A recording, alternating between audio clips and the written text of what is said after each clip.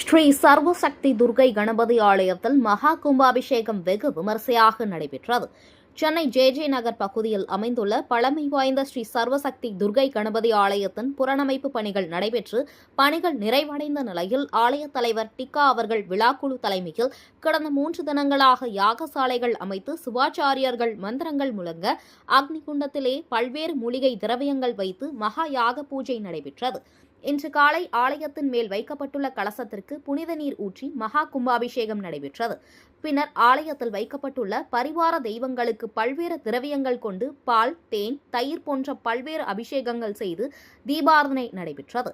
இந்த மகா கும்பாபிஷேகத்தில் சிறப்பு அழைப்பாளராக அம்பத்தூர் மண்டல குழு தலைவர் PK மூர்த்தி மற்றும் ஆலய நிர்வாகிகளும் பொதுமக்களும் 1000க்கும் மேற்பட்ட பக்தர்கள் கலந்து கொண்டு சுவாமி தரிசனம் செய்தனர்.